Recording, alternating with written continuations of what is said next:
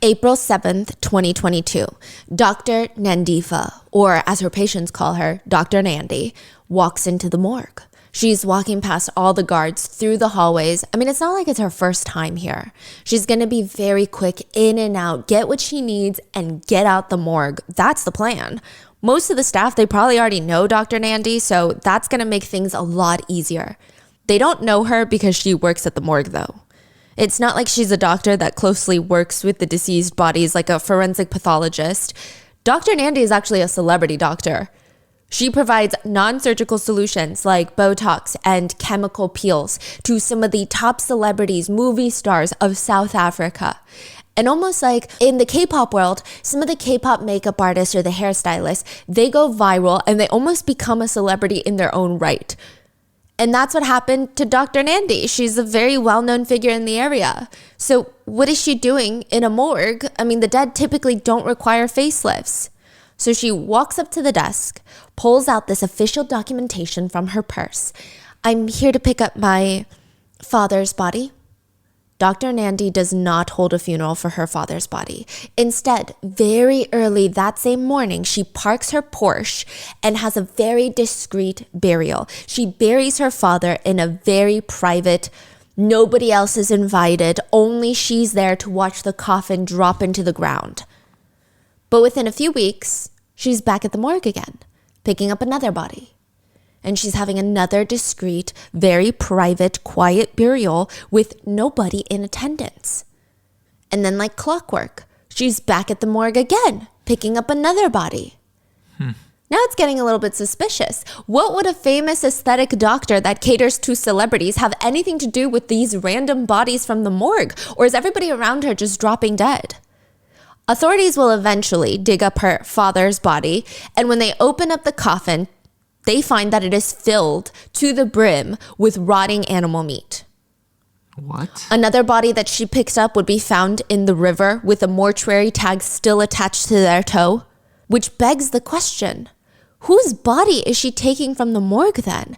Why does she keep taking bodies from the morgue? What the hell is she doing with them? But perhaps the most important question, what does she have to do with a murderer that was found burned to death in his jail cell? This is the very complicated, nearly unbelievable case of Thabo Bester.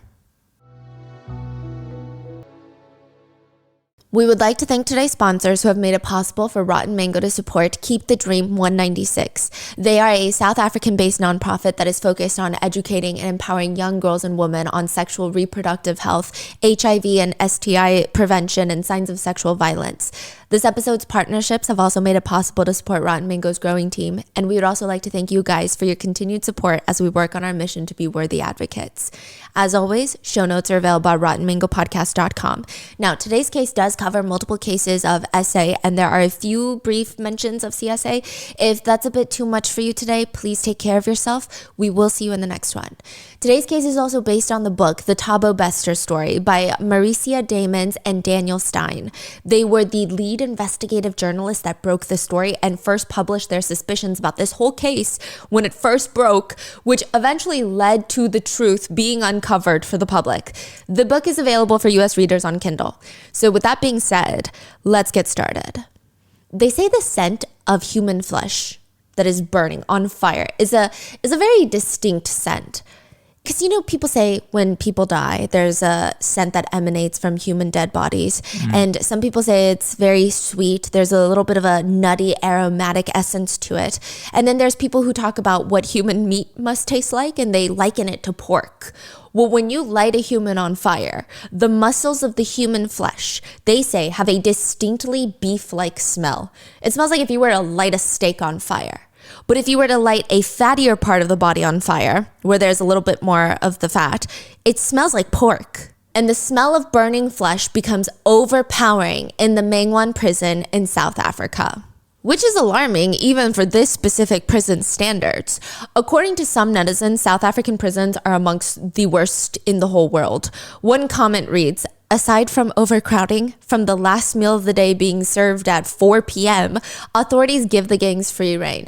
If you're not part of the gang, you're fair game to be R-worded, to be subjected to other forms of brutality. You're gonna sleep in the piss-covered floors next to the communal toilet, which is shared by about 90 inmates. It's disgusting, filthy, the showers don't work. There's 90 men sleeping in cells that are designed to only sleep 36. It is best to avoid at all costs. Another netizen shared a story of how a relative was in prison in Cape Town for being caught with drugs at a concert. And they said he was there briefly, but the biggest standout was there was a gang member who was HIV positive, and he poked himself with a needle and would go around harassing everyone, forcing them to do what he says unless they wanted to get stabbed with AIDS, basically. May 3rd, 2022. It's really early in the morning. Most of the prisoners are asleep when they hear this loud banging noise. It sounds like a firework going off, just bang. And then the sound is echoing off the prison hallways. And the whole section of the prison, they go silent. I mean, everybody's slightly on edge. Is that someone starting a riot? Is somebody escaping? What's going on? Is it a gang-related war? What is it? But then nothing happens. So some of the prisoners, they roll back to sleep. Others roll on their sides and they're chit-chatting with their cellmates until 3 a.m. rolls around and another loud bang goes off. And it's even louder than the first one. It almost feels like a bomb this time, not even a firework, an explosion. The ground is briefly shaking and the prisoners, they're staring at the opening. They try to look down the hallway and it's like a chimney. The hallway is a chimney. There are big masses of gray smoke that's just billowing down now. Some of the inmates, they run, grab their blankets to cover their mouths. Others are rushing to get the guards' attention. When the guards are finally alerted, this is what they do. They briefly glance at the CCTV cameras. I don't see a fire. They say they don't see any smoke on the CCTV cameras. So why go investigate? Maybe that's why it takes them a while to finally recognize, no, the CCTV cameras are not working properly. There is a fire. You need to go put it out. When they do, they go into cell 35 where there was some sort of explosion, some sort of fire. They put it out, and underneath this gasoline-soaked mattress that's burnt to a crisp, it looks like a piece of toast. Under the mattress is the fried, dead body of a man named Thabo Bester, a convicted serial R-worder and a convicted killer. Initially, there must have been some doubts on what happened inside this cell because, I mean, it doesn't make sense. How do you even create a fire of this size? How do you get that much gasoline into a cell, smuggle it in, pour it all over a mattress, and then light it on fire? Mm-hmm. It's very quickly ruled that Thabo Bester self-exited in prison. You say the body was under the mattress? Yes, like underneath the bed. Like in between the bed and the floor? Yes. What? It's very strange. Yeah. And so people think it's very weird, but they deem it a self-exit. But some people aren't so sure because Thabo recently requested protection from the number 26 gang. He stated that he couldn't pay them and now they're out to get him. They're after him. This is a few days before he dies. He's begging the guards, please, you need to move me into solitary confinement because they're out to get me. They're going to kill me. That's why they finally moved him to the isolated cell at the end of the long hallway. The 26 Numbers Gang, by the way, is actually just a faction of the Number Gang. That's what they're called. The Number Gang is one of the world's oldest gangs that are still active to this day. I think they were created and formed in the 1800s. They have 3 arms, or factions, if you will. The 26s, the 27s, the 28s. The 26s are like the treasury entrepreneurial side of the gang. They import currency, tobacco, and drugs into the prison, and they collect all the little funds. They're the money makers. They also force a lot of the prisoners that are not part of the gang to pay a protection fee, aka you pay me money to protect yourself from me. Racketeering, if you will. They are the masters of smuggling and manipulation. The 27s, they're the military of the gang. They're the most feared faction, most violent. And the 28s, they defend prisoners' rights, which they're not out here protesting. They'll just straight up attack guards, which I thought was great, right? However, in exchange for that, the 28s will also essay all of the prisoners that they feel they want to essay in return. So they're all in prison, you're saying? It's mainly a prison gang. Oh, okay. Now, the 28s, it's very interesting because if the guards are not feeding you on time, they will attack the guards, but also at night, they will essay the same prisoners. It's just a very fascinating setup. If Thabo Bester was asking for protection from the Numbers gang just a few days before he died, is it not possible that maybe one of the gang members killed him? I mean, it doesn't make sense. The government very quickly rules the fact that Thabo Bester self-exited, which is very interesting because if he's able to smuggle gallons of gasoline into the cell and something to light a fire with, you would imagine that he's able to smuggle a lot more that's easier to self-exit or less painful. Why would he choose self-immolation? That's a very rare way to pass. I mean, it's an unavoidable, blatant question in everybody's face, but nobody asks. I think nobody cares. Everyone is just happy that the famous serial R-worder and killer is dead. And within hours, the entire cell where he died is cleaned of any remnants of petrol, smoke, wiped down, repainted, and ready to take in another inmate. While Thabo Bester's body is quietly sent to this government morgue, 5 days later, a woman is going to walk in with her father. Name? Dr. Nandifa Magadumana. What can I help you with? We're here to pick up a body. She's here to claim the body of a man everyone calls the Facebook rapist, Thabo Bester. What the hell is a celebrity doctor doing picking up the body of a convicted killer? Tabo's favorite crimes were the ones that he could commit on Facebook. That's why he's called the Facebook R-worder. He would pose as this world-renowned marketing manager for a massive modeling agency or a fashion house or even a TV show. He would offer the woman the chance to become the next Gigi Hadid as long as they met up with him for a paid photo shoot. He was never sleazy about it. That's the very interesting thing. Everything about his listings are highly professional. He never goes out of his way to message girls directly to ask them to come work with him. It just feels like a good opportunity. He's posting an advertisement. If you want to go and you want to model for this man, which it seems like it's in your best interest because he's created a lot of models before, then it's a good opportunity. You go meet with this man. What do you mean? Like he has a legitimate business or he's a famous photographer or? He says he is. He says he's both of those. He's a famous agent. Famous agent. Like yes. He can make you into a star. Yes. And he does have a record of that on Facebook. He says. Okay. Yes. Now, when the women arrive at the photo shoot location, it's very professional. It is indeed a very nice photo shoot. Multiple cameramen are running around for the best shots. There's assistants with Bluetooth wires in their ears. There's professional lighting crew. The girls would model and nothing would be overtly sexual. It's exactly what they agreed on. It's not like they get there for a clothing brand photo shoot and suddenly they're modeling lingerie. It's everything that they agreed upon. And at the very end of this long workday, Thabo would help all of the camera guys, the lighting crew, pack up all their expensive things into this massive van that's going to drive them back to town, but not before he treats them all to one big meal as a treat. You know, we finished the photo shoot. This is going to be great. We're going to make so much money. This is going to go to a very confidential, massive fashion brand, and we're going to get paid. So he takes them all out to eat, and while they're in the middle of this expensive steakhouse meal, he's going to excuse himself to go use the restroom and never come back. The camera guys, the lighting crew, the models, they will find themselves stuck with this massive steak bill. But worse than that, all of their professional gear in the truck that he helped load up, he stole? Gone. He robbed them clean. Wait, so he found a bunch of like contractor photographers. Yes. Basically. Everyone's like for hire. Yes. And he steals their equipment. All of it. But it's such a long con because he goes through the whole photo shoot. Yeah. So his main thing was the equipment. Yes.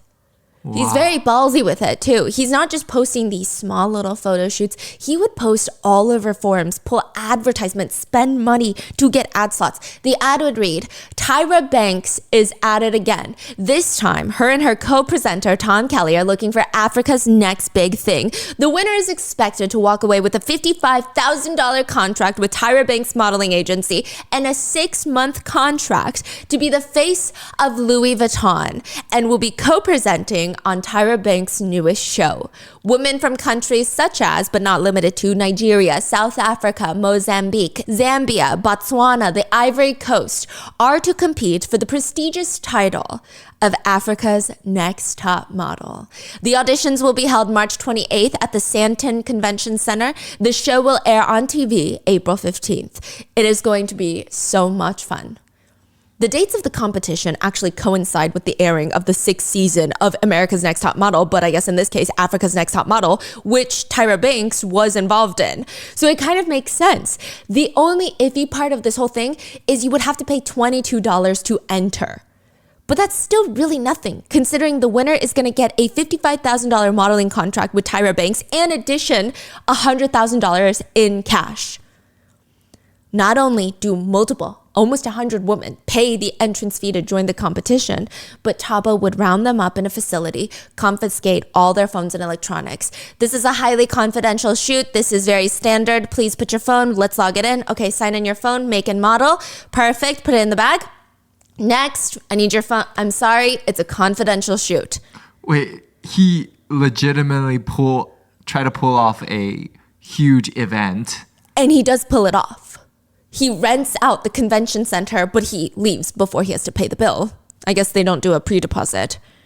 Wow. Yes. I mean, this will quickly get caught, no? That's what I'm saying. Yeah, this is too crazy. There's a reason he doesn't get caught. Now, he would just run off with all their phones. And the money. Stealing iPhones. Yes, and the $22 of entrance fees. Now, sometimes he would even go as far to lease private jets, somehow convince these private jet chartering companies to fly him to a different city in South Africa with models. He would book a return flight. So when they land in the new city, the private jet would just wait on whatever they wait on, and he would just leave. It's just a free ride to this new city. He would never fly back with them, and he wouldn't pay them for the private flight to the city. What? Other times for more intimate photo shoots, in the sense that there's not a lot of models on site. He would lure some of the models to his hotel room for a quick interview. He would say that this modeling job is highly confidential and it's fast-tracked right now. They need to find someone quick. But instead he would essay the girls, rob them, and leave them. Honestly, that's putting it lightly. We don't have more in-depth accounts of how many times he committed these crimes or more descriptions of exactly what he said and did to lure these girls. But we do know that on at least one occasion, he convinced a 24-year-old model to come to his photo shoot, audition for the role to become an MTV presenter, like an MTV TV show host. But instead, he dragged her into his hotel room, essayed her, stabbed her in the face, strangled her, nearly killing her, stole her car, credit cards, and phone, and fled the scene to go shopping at the mall. On another occasion, he had a girlfriend that he was dating. She introduced him to a model that might want to work with him. She's like, hey, boyfriend, here's a model. You're a modeling agent. Why not make this work? He ends up essaying the model, then fleeing with all of her credit cards. I mean, truly, no concern or worry that he's going to get in trouble for any of these crimes. That's how he gets the name of the Facebook R-worder. But he is doing a lot more than that. Thabo even had a business set up with a very famous doctor called Aram Properties. Essentially, they would build a high-profile clientele with a lot of money, dream homes. It's like HGTV. They're luxury builders. The reason they should choose Aram, all these wealthy people in South Africa, over any other building company is RM knows the markets really well. They know which areas are good, which ones are bad, how to build a home that's going to last forever. And on top of that, you have the chance to be a part of a Netflix series. It's like Selling Sunset, but it's going to be even bigger, based in South Africa. It's called Hot Property Chick. The likes of Drake, Kylie Jenner are all gonna be on there. I mean, not only do you get your dream home for way less than the market price, other builders are charging at least $160,000 more per home, but you also have the chance to be on TV, get famous, or at least bring attention to your business or your company. Why would you not want your home built by Arm Properties?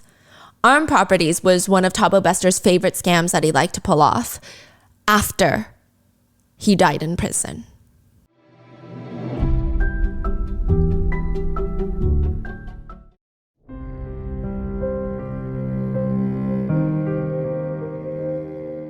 There is a picture of Dr. Nandi, the celebrity doctor that likes to visit morgues in her free time. And it has since gone viral. She's out at the store with her family. They're buying a bunch of mundane household items. It's not even a cleanup kit. It's not like she has bleach and rubber gloves and an apron and rope and trash bags. She's just buying random little snacks and some toilet paper. There is absolutely nothing alarming at first glance about this picture. In theory, it's quite innocent. Dr. Nandi's 2 children are there with her 2 daughters. But there are two things that are incredibly wrong. One, the man in the photo is not Dr. Nandy's husband. She is married to another well-known famous doctor. He's not the man in the photo. Two, the man in the photo is a convicted killer that's supposed to be dead. The man is a dead man walking next to Dr. Nandy, Thabo Bester.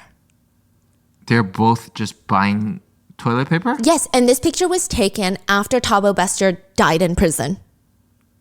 Okay. In 2022. So this doesn't make any sense. How is he dead but still alive and free out of prison hanging out with a celebrity doctor? None of this is making any sense right now. Yeah. Why would Dr. Nandy be buying toilet paper with a convicted killer? Yeah. 10 years ago in 2011, a 26-year-old saleswoman at a BMW dealership, she told her boss that she was going to take a few days off to go on vacation with her boyfriend. They were going to this neighboring city for a few days since her boyfriend said that he had a potential modeling gig lined up for her. When they get there, they rent this hotel room. It's more like an Airbnb, a guest house, if you will. The very first night, they get into this heated argument because her boyfriend is still talking to all of his ex-girlfriends. And she's upset. She's like, I was under the impression that the two of us are exclusive. Why would you be talking to anybody else? Why would I even take days off of work to leave town to go on vacation with you if we're not even exclusive? He manages to de-escalate the fight. The two of them end up going to sleep. But at 2 a.m., she wakes up to this very weird sensation. It's almost like sleep paralysis. It's just a weird sensation. She wakes up, opens her eyes, and in the dark corner, Thabo is standing pointing a knife at her. Thabo Bester. Thabo? Yes. Pointing a knife at her? What does that mean? He's wielding a knife, pointing it at her. Okay. He turns on the lights and he's demanding that she give him her phone and laptop. She's like, take whatever you want, please. He lunges towards her. She's kicking, trying to get him off of her, and everything stops. The knife is in her chest. There is blood leaking into the bedding. He rolls her on her stomach with the knife still embedded in her chest, ties her arms back with a t-shirt, and demands her passwords for her laptop. This is at 2 a.m. He will finally leave the guest house at 7 a.m. 5 hours later, that she just has a knife stuck in her chest. He finally walks out of the guest house that they're renting and he runs into the owner. Could you please keep it down? My girlfriend is still in there asleep. Do you mind giving me a quick lift to Cape Town? The owner drives Thabo to Cape Town and they don't realize that nobody has heard from the girlfriend. So they try to knock before getting into the room. And when they finally get in, 9 p.m. the next day, she is found dead and bloody. It's very clear that Thabo Bester is the one responsible, but he's not even scared. He ends up posting on Facebook, "Catch me if you can. Why are people even bothering me?" What? There is a reason that Thabo Bester is balls to the wall, unafraid of any of the crimes, and it's because Thabo Bester is completely anonymous. Prior to all of this, he was born without any sort of registration. It's like being born in the United States without a social security card, without any sort of identification, a birth certificate, absolutely nothing. Thabo Bester's mom gave birth to him in a local hospital when she was just 20 years old. She stated that the father was a stranger who essayed her.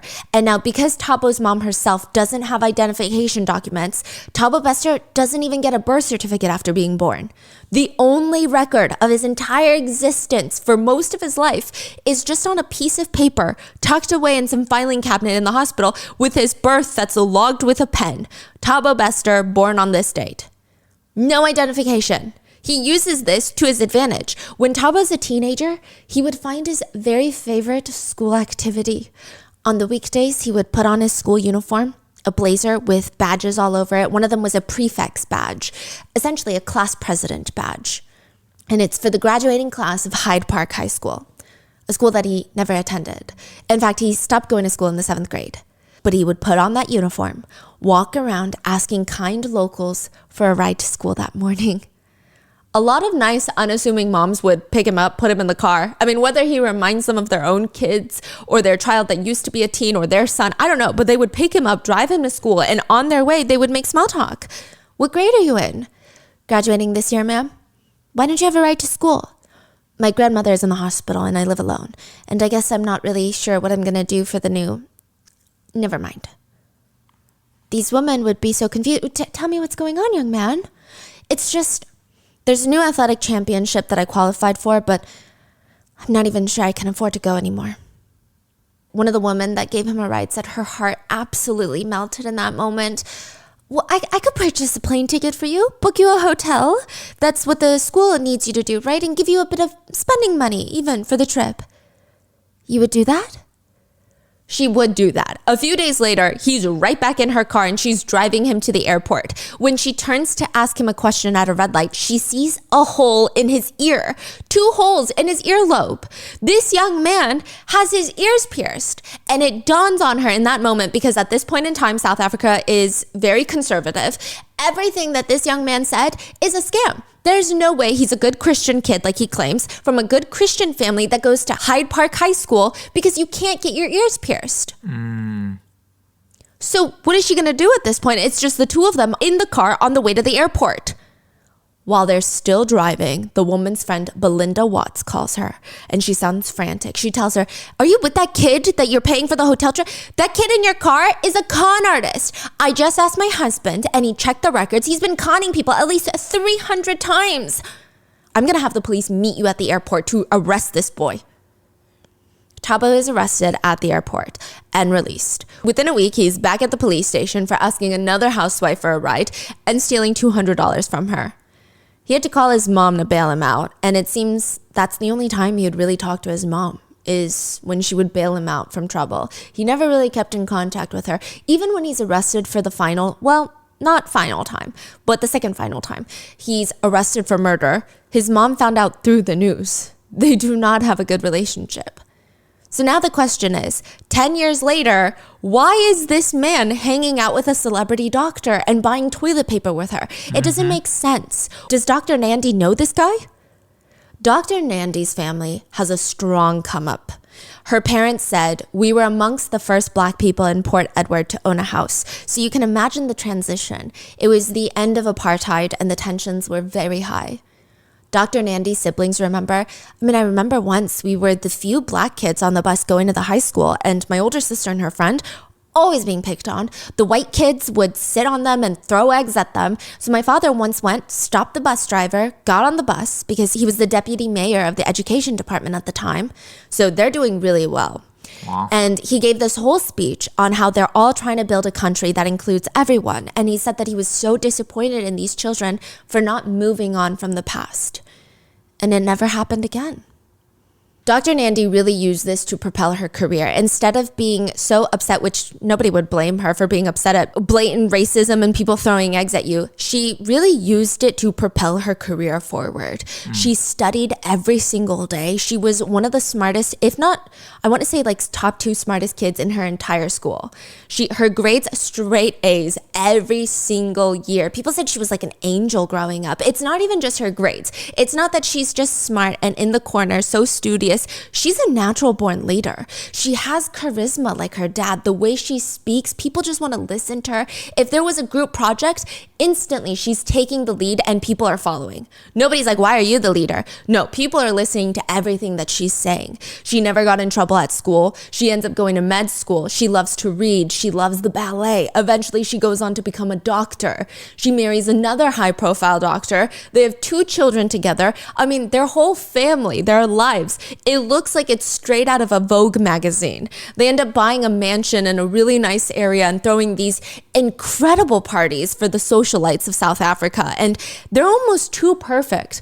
Like, you can't even dislike them. What is there to dislike about them? You would just seem like a petty, jealous person. They're kind, they're sweet, they're educated, they're so intelligent, and they're just dripping of charisma. It's insane.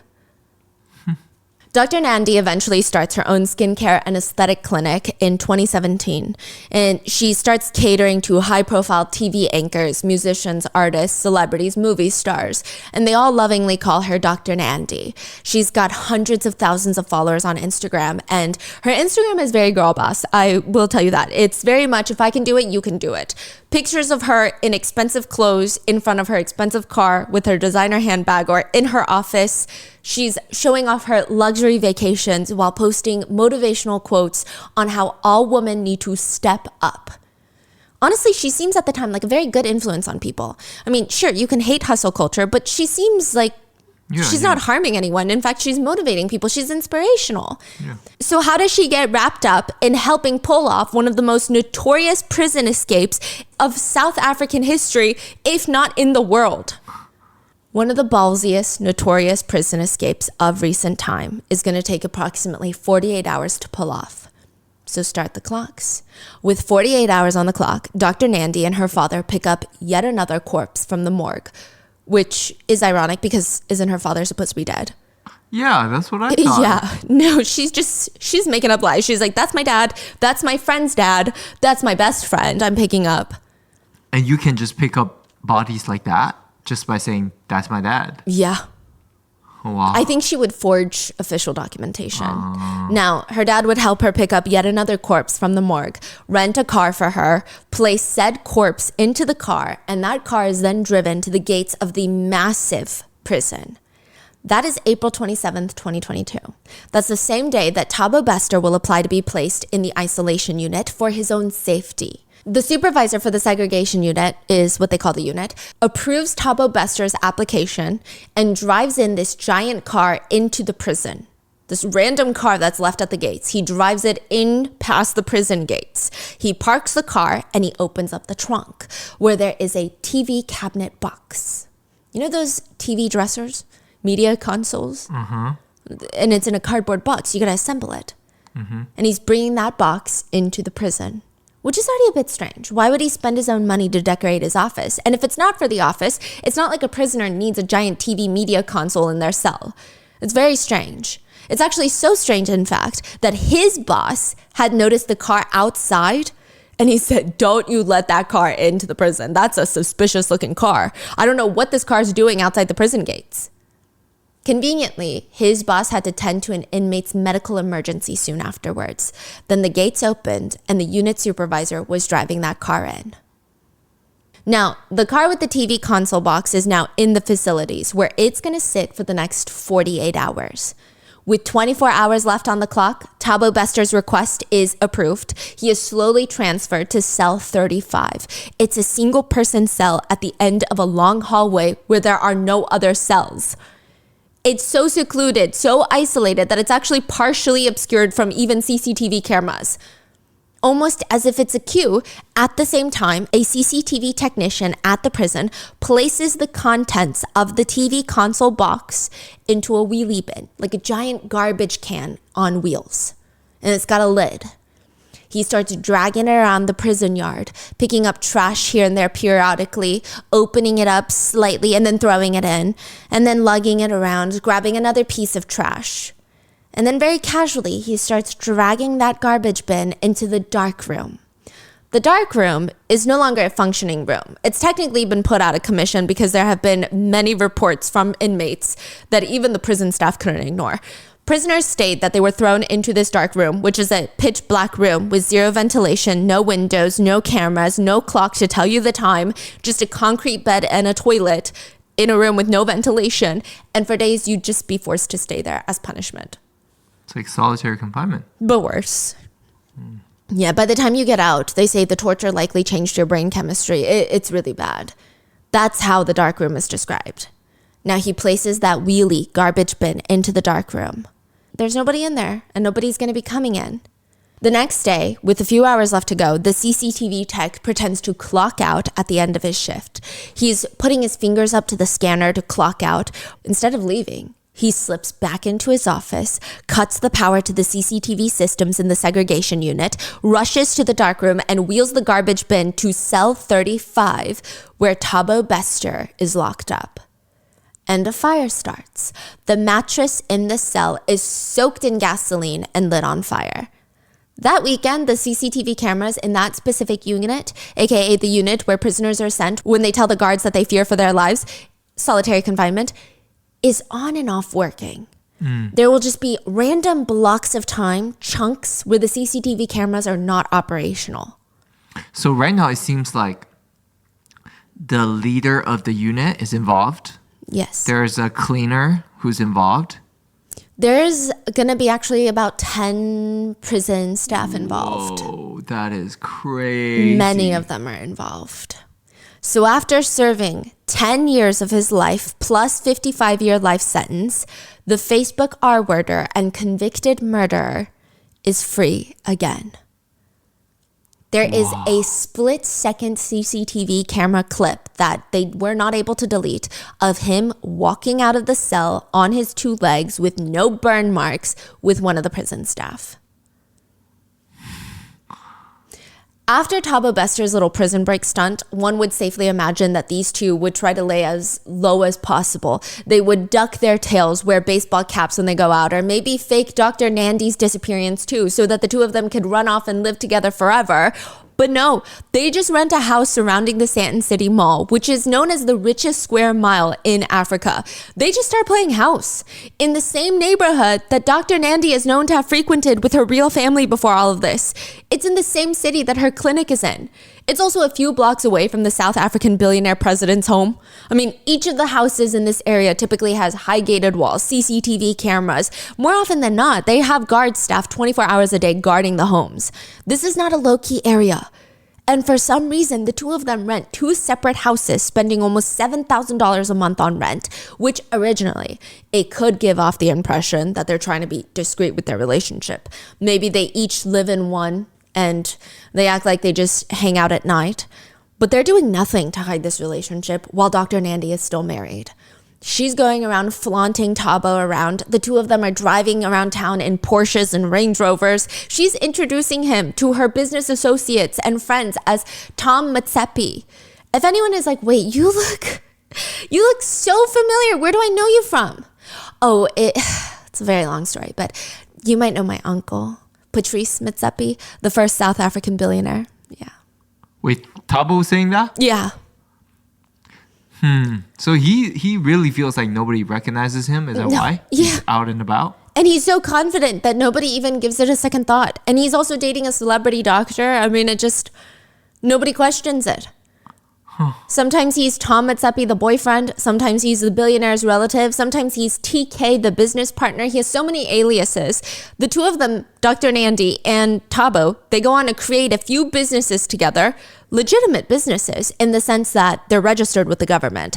However, they were not legitimate by any other means. They're just fronts so they can scam all of Dr. Nandy's wealthy friends out of their money. Arm Properties, they would bring people in to their very nice rented home in the wealthy area of South Africa, host these luncheons with private chefs, with florals decorated everywhere to show off this lifestyle. And they would tell the guests that it's through all the properties that they build and own, and some of them they rent out from all over the world, really. Some like this one they live in, and you can have it too, as long as you give us millions of dollars to build your first home. That's what they say. Arm Properties did well in terms of taking people's money. Nobody questioned Dr. Nandy. She's a celebrity. They thought there's no way she's going to risk her entire career, everything she's built up for some money. It's like if you know a celebrity is making a ton of money, are they really going to scam someone out of $100? It just doesn't feel like it's worth it. It doesn't make any sense.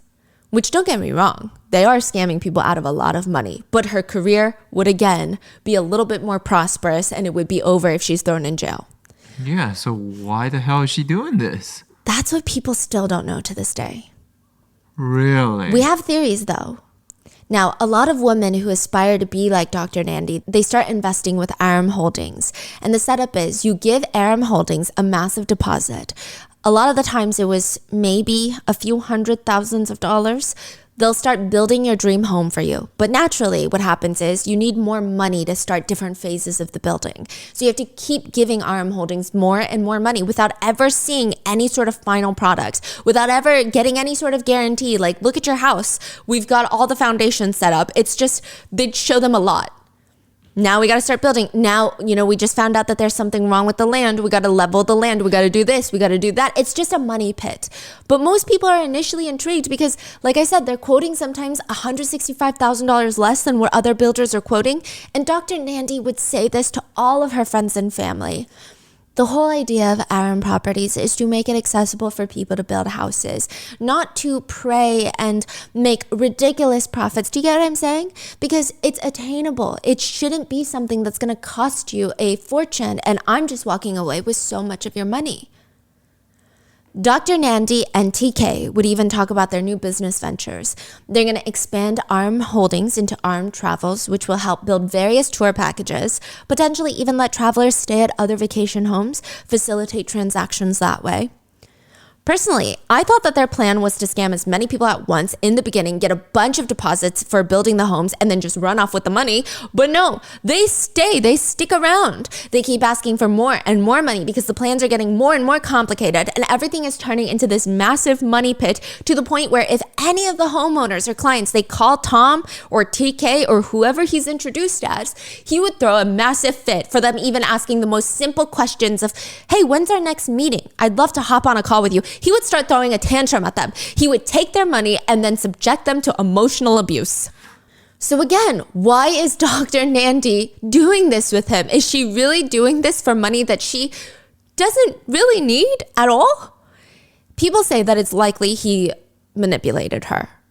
It does seem that Thabo Bester is a good manipulator. This is giving Dr. Nandy a lot of grace and a lot of benefit of the doubt. I think that most people don't believe this theory, but this is one of them, that she too is a victim and he likely lied about being guilty of the crimes. What? But you say he was in prison for 10 plus years. That's another reason that people don't sympathize with Dr. Nandy. She, from what we know so far, has no connections to Thabo Bester prior to all of this. And it is believed, it is assumed, that she reached out to him while he was in prison. But why, right? To be some sort of pen pal. Maybe she was going through a rough patch in her marriage. What? And yeah. That is crazy. Other people say, to give her a little bit of benefit of doubt in that situation, that Dr. Nandy was always one for supporting people that maybe had it a bit rough, and perhaps she wanted to reach out to inmates to understand their psychology, to see what the prison was like, to see if they needed any help from the outside in terms of prison reform, in terms of, getting adequate representation. And then decide a prison break. Yeah. Fake a death. So we don't really know for sure why, but there's a few theories. Okay, so the first theory is that she too is a victim, and it is likely that he lied about being innocent. In one letter to an old family friend, he wrote, I am in prison for a crime that I never committed, and I'm so hurt by the stories in the media about me, for most of it is not even true. My mother had sent us to church. We grew up in an environment where respecting people, especially women. So, all the things that people are saying about me and saying that I have done is just not true. My biggest struggle is trying to find myself to be respectful at times when I'm lonely and feel rejection running through my soul. I finally feel as if I have hit a wall. I let down my teacher, my community, more God than myself. I was sitting in a jail cell facing a possible life sentence. It was a time for terrible fear, darkness, and despair. Thabo Bester is also known for having these manipulative stories about his childhood just ready to go. If he wants a little bit of sympathy, he's ready to dish them out. And maybe these are true, maybe they're not, but I don't think it excuses anything. One of the stories is that his grandmother's friend had started essaying him since he was a little boy. He stated that eventually he ran away from his grandma's home because he couldn't endure any of this abuse. He ends up without a home camp, where he runs into this older man who reaches out his hand offering to help him out of this tough spot. But this older man essentially kidnaps him, locks him away in his home, and essays him for days on end. He claims that in prison he was later gang essayed and a bottle of soapy water was inserted inside of him. And just his whole life is filled with trauma.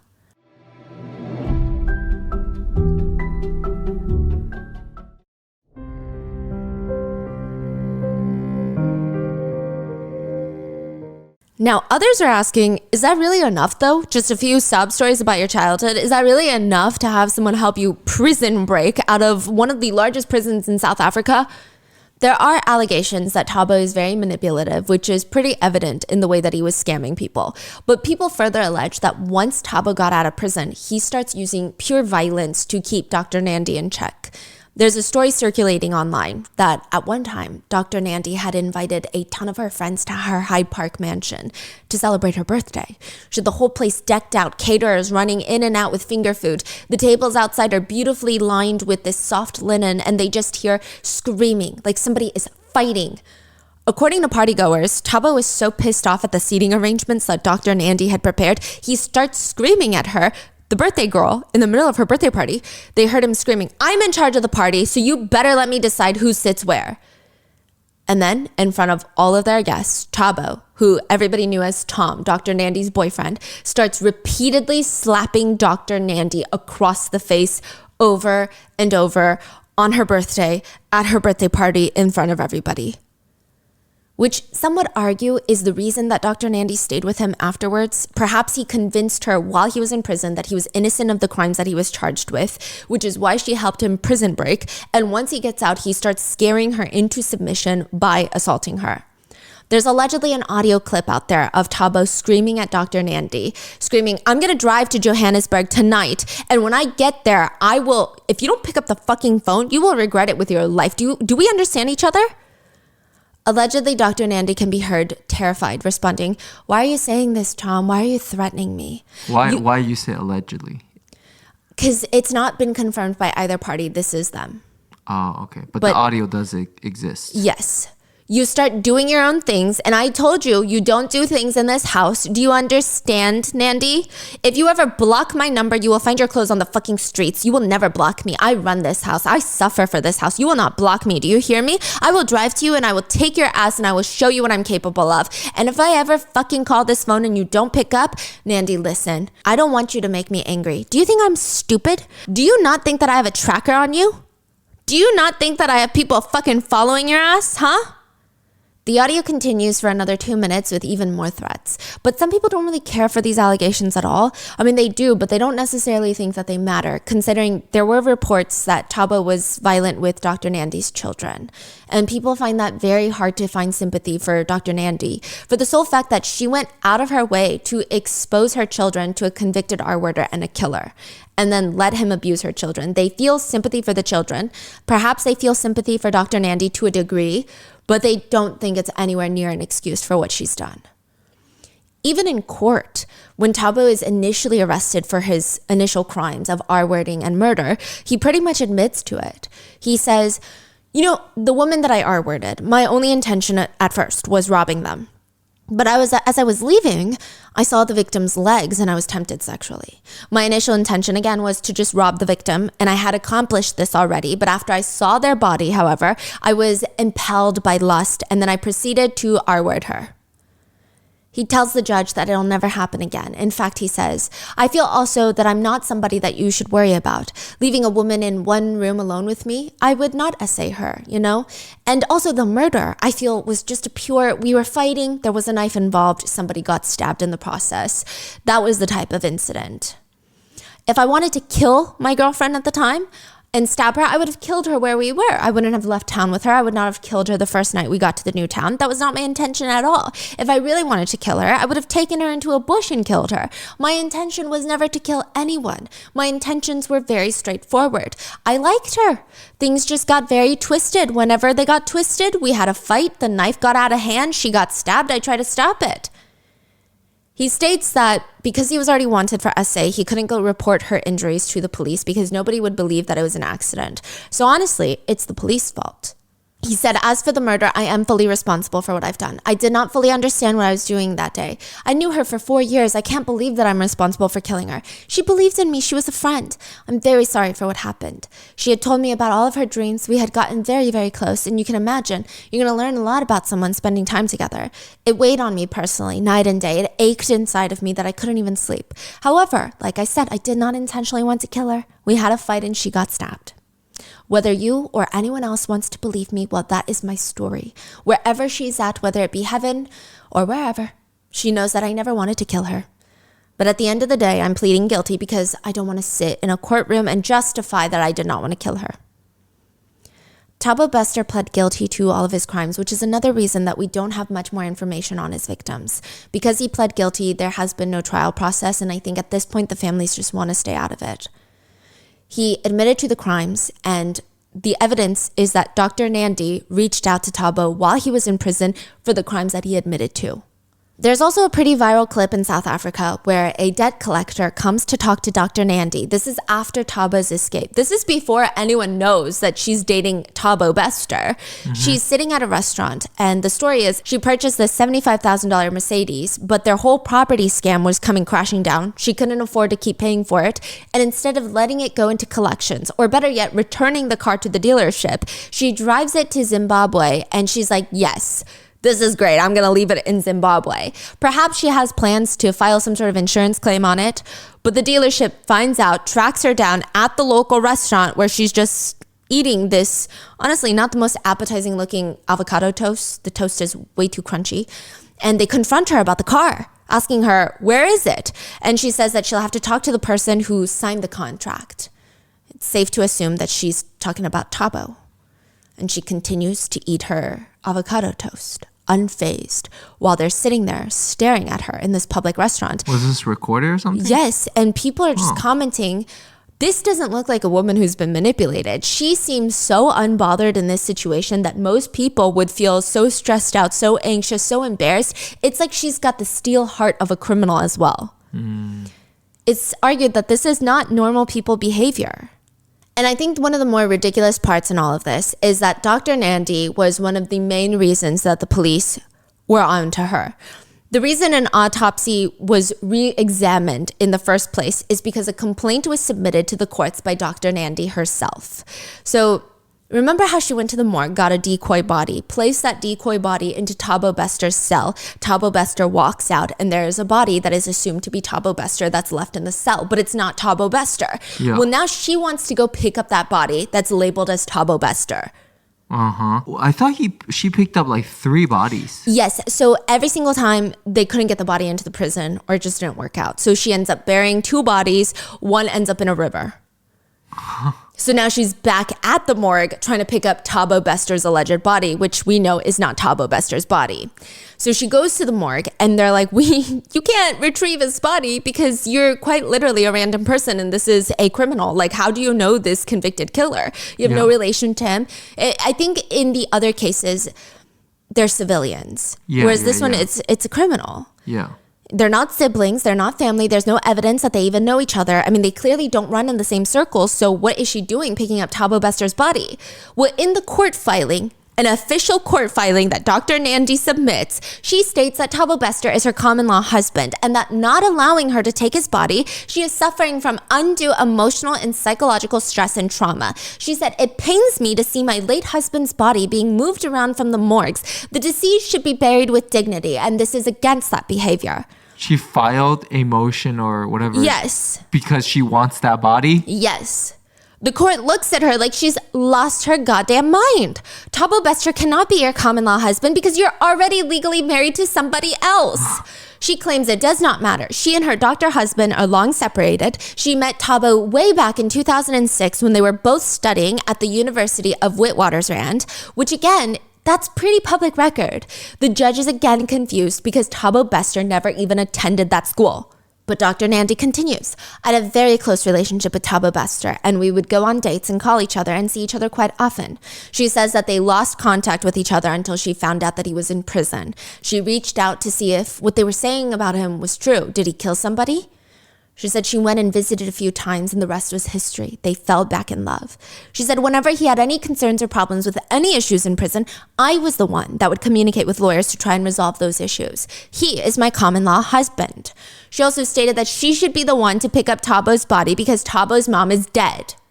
None of his family members are even alive, which is odd because a lot of them are very much alive.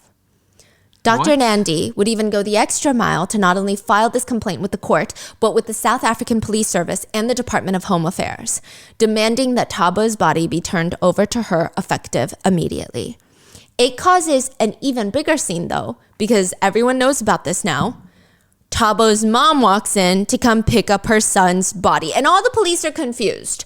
Isn't his mom dead? Then who the hell is this woman? They ask the woman to submit a DNA test to prove that she is indeed picking up her family member, and sure enough, the DNA comes not a match. To the dead body? Yes. So now now the whole case is being re-examined. They dig up his autopsy and they realize that his cause of death was not from smoke inhalation, but rather he was dead long before the body was set on fire. The authorities knew about this and they didn't do anything about it because he's a prisoner, he's an inmate, and I don't think they cared whether he was murdered before he was lit on fire because they assumed it was Thabo Bester, which that is such gray area and that becomes a whole thing later on. But now they realize that's not even Thabo Bester because they run the DNA and they're like, that's not Thabo. What the hell is going on? And it's very quickly confirmed that Thabo Bester has escaped because they go on TikTok and they see a man who looks identical to Thabo Bester posting videos with one of Dr. Nandi's daughters. Just posting TikTok videos. Wait, what's going on? He just is posting TikTok videos. He's not explaining the situation. He's pretending to be Tom and he's just posting TikTok videos with Dr. Nandi's kids. And they're like, this looks like Thabo. Yeah, they're like, okay, so Dr. Nandi is saying that she was the common law wife of Thabo. This guy looks identical to Thabo, and this is posted after he allegedly died, but it's not Thabo. Yeah. And he's posting with Dr. Nandi's kids. Wow. How ballsy do you have to be? Exactly. And that is when people realize he is not dead. Ground Up, the two investigative journalists that wrote the book that we did a lot of our sourcing from, they were the first news publication to break the news that Thabo's death is not exactly what it seems, which results in Thabo and Dr. Nandi going on the run. All their friends start coming forward stating they had invested with them, seen them together, went to their house parties. And after this article, finally, 10 days later, March 25th, 2023, so this is like a full year after he's escaped, the government admits that Thabo Bester had escaped. Eventually, the two are arrested in Tanzania, brought back to South Africa to stand trial. A lot of people will be standing trial for the escape of Thabo Bester, the former unit supervisor for the segregation unit in the prison, Dr. Nandi's father who helped her pick up the bodies from the morgue and rented a car, the CCTV tech at the prison, 6 prison guards, Dr. Nandi's gardener, Dr. Nandi, and Thabo Bester will be standing trial. And it's just, I mean, the whole thing is so ridiculous. Thabo Bester is ridiculous. Even while he was in prison, he still writes motivational letters to family friends, like unsolicited motivational letters.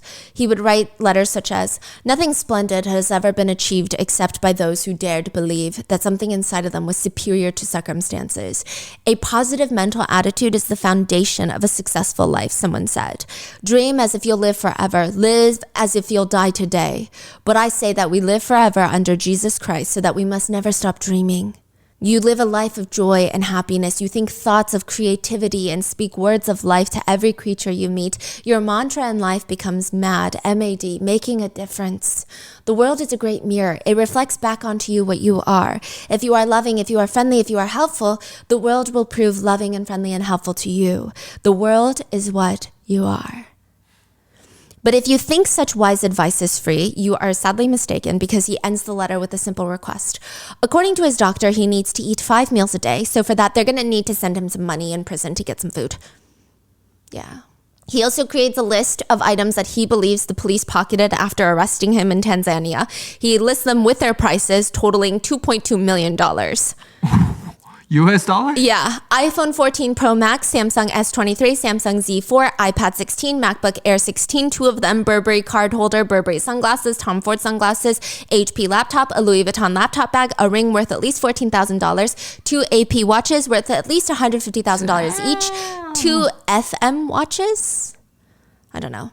Again, worth at least $150,000 each. 2 Rolexes, a Cartier watch, a Patek, a Whoa. Yeah. Where's he getting all that from? The doctor? Oh, the scams. Yeah. Okay. A bag containing clothes, designer clothes, cash, a few $100,000 worth of cash from different denominations, USD, Tanzanian shillings, Swiss francs, rands, which nobody knows if what he's claiming is true. Because he's claiming the police stole it. They're corrupt. They're stealing his stuff. Mm-hmm. But even if it's true, he just admitted to having $2.2 million worth of illegal assets that he brought across country borders. Yeah. So, I mean, the next investigation would naturally be, where the hell did he get that kind of money? And I don't think he wants them opening up that can of worms. So I don't understand why he thought that was a good idea. In court, Dr. Nandi and Tabo have been seen flirting, smiling, whispering in each other's ears. Tabo was actually seen walking into court once wearing 2 Louis Vuitton t-shirts layered on top of each other. It's almost What like he's in the going world? out of his way to be unlikable and be investigated for more financial fraud crimes. Have we heard anything about like Dr. Nandi? Is it Nandi? Nandi? Dr. Nandi's husband? He's pretty private of a person. And some people speculate that's even why they separated. That she was very much enjoying becoming more of that celebrity status and perhaps showcasing too much of their life. And he's much older too. I think he's close to 2 decades older. Yes. Now, Dr. Nandi is now claiming that she was technically kidnapped by Thabo Bester. She was taken to Tanzania and has nothing to do with this. She was forced to do all of this, which is going to be a very tough argument to prove considering she was just giggle-gaggling with him in court. And then the next court hearing, she's like, actually, he kidnapped me. So how do the people of the country feel about her? they don't like her. They just, honestly, more than not liking her, I think a lot of people are upset with her because it's so dangerous. She's putting so many people at risk, like the civilians, the South African civilians, when this criminal is here to, yes, to scam wealthy people, but also potentially R-word more people, kill more people. I mean, the way that he killed his girlfriend with the knife to the chest, that's heartless. That's not nowhere near accidental, nowhere near self-defense. That's literally just sadistic. And so people are very angry with her for having a hand in that. But on top of that, I think the overwhelming feeling is, how do you become one of the success stories, the inspiration? How do you throw that all away for him? How do you throw away your fairy tale life that you worked your whole entire existence for him? Exactly, yeah. Now, a year after Thabo Bester's escape, a tweet starts circulating. The body that was burnt by Thabo Bester in prison is my son. Our government is failing us and I am broken. She said that her son Kalego had gone missing and she reported him missing, but the police wanted nothing to do with it because he's 32 years old. Later, the next time she hears about him is almost a year later, and he's found dead. And they just I don't even think they were apologetic. They're just like, sorry, he burned to death in prison, but he's probably dead before then. Her son has no criminal record. He's not a prisoner. How was he in a cell, in prison, in solitary confinement, under a burning mattress? It doesn't make sense. She reports him missing one day. No criminal record. He ends up dead, found in a prison. Nobody will tell her how he died.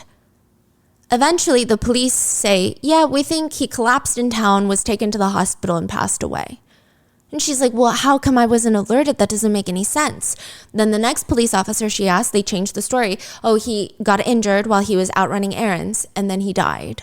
Again, still doesn't explain anything. Nobody can explain to her definitively, this is his cause of death, this is what happened, and also how nobody in the family was alerted, how his body was taken out of the morgue by a random person. One suspicion, though, is that Kalego lived in the same neighborhood as one of the prison guards that helped facilitate Tabo's escape. Both of them went to the same bar. They were regulars at the same bar, so they might have known each other. We don't know. So there could be a lot more sinister stuff underway, but I guess we won't know until we know, or I don't know if we'll ever know. His mother cried, "This is a place where murderers and rapists are kept. How did my son end up here?" And she collapsed upon seeing her son's body again. And there's just a lot of questions about the prison itself. Would they have said anything about how suspicious the whole thing was had the press not gotten wind of it first? Because according to the initial autopsy reports that were performed right after Thabo Bester allegedly died, they found out that he didn't die by smoke inhalation. But they didn't care to investigate. They didn't care to open up any sort of thing. They just let it happen. They didn't care. Also, how much is the facility getting paid by the government? It's a private prison. They get paid about $30 million a year, USD, to operate. But this is what they're doing? It just feels very, very shady. Do we know how... So, Dr. Nandi, yeah. Dr. Nandi just straight up went to 10 different prison guards and bribed them? Yeah, was giving them about $5,000-ish. Each? Yes. And then they're like, okay. Yeah, to be fair, they do make, well, not to be fair, I don't think there's any excuse, but to give perspective, they make about, I think, 800 USD a month. So $5,000, I know maybe if you're US based, it sounds like the conversion rate, it's not that much, but. Yeah. Wow. Yeah. But still, that's all it takes for someone to get, Because at the end of the day, it's still, I guess, 6 months salary about. Wow. Right? But I just. That's very. Wow.